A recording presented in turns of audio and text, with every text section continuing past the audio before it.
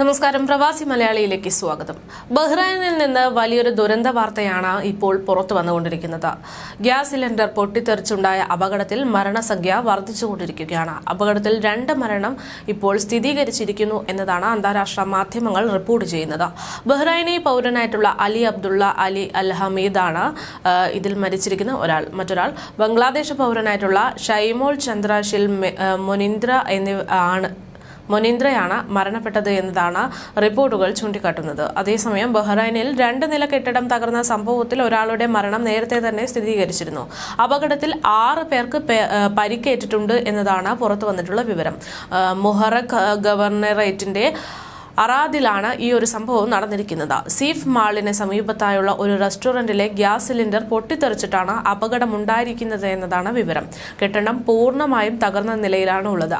പരിക്കേറ്റവരെ ചികിത്സയ്ക്കായി king Hamad ആശുപത്രിയിലേക്ക് മാറ്റിയിരിക്കുകയാണ്. ഇവരിൽ 2 പേർ ഏഷ്യൻ രാജ്യങ്ങളിൽ നിന്നുള്ളവരാണ് എന്നതാണ് ആഭ്യന്തര മന്ത്രാലയം അറിയിക്കുന്നത്.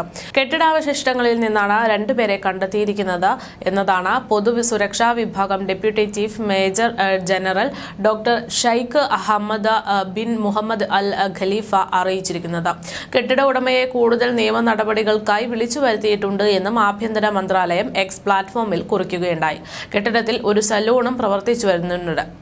കെട്ടിടത്തിൽ ഒരു സലൂൺ ഉൾപ്പെടെയാണ് പ്രവർത്തിച്ചു വന്നത്. കൂടാതെ മുകൾ നിലയിൽ താമസക്കാരുണ്ടായിരുന്നു എന്നതാണ് പ്രദേശവാസികൾ പറയുന്നത്. അതേസമയം ഇനി ആ പ്രദേശത്ത് നിന്ന് ആരെങ്കിലും കാണാതായിട്ടുണ്ടോ എന്ന് തുടങ്ങുന്ന കാര്യങ്ങളൊക്കെ അന്വേഷിച്ചു വരികയാണ്. നിലവിൽ 3ഓളം പേരുടെ ജീവനാണ് ഈ ഒരു അപകടത്തിൽ പൊലിഞ്ഞിരിക്കുന്നത്.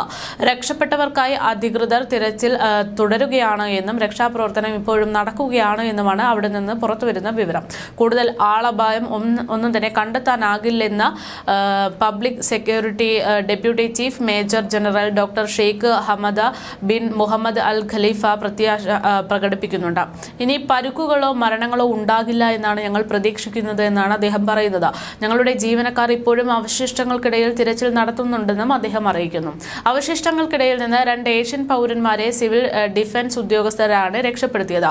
ഒരാൾ മരിക്കുകയും 4 പേർക്ക് പരിക്കേൽക്കുകയും ചെയ്തിട്ടുണ്ട്. രക്ഷാപ്രവർത്തനങ്ങൾ മറ്റ് ആഭ്യന്തര മന്ത്രാലയ വകുപ്പുകളുമായി ഏകോപിപ്പിക്കുകയും സൈറ്റ് സുരക്ഷിതമാക്കുകയും പ്രദേശത്തെ ഗതാഗതം നിയന്ത്രിക്കുകയും ചെയ്തിട്ടുണ്ട്. സ്ഥിതിഗതികൾ നിയന്ത്രിക്കാൻ 7 സിവിൽ ഡിഫൻസ് വാഹനങ്ങളെയും 38 ഉദ്യോഗസ്ഥരെയുമാണ് വിന്യസിപ്പിച്ചിരിക്കുന്നത്.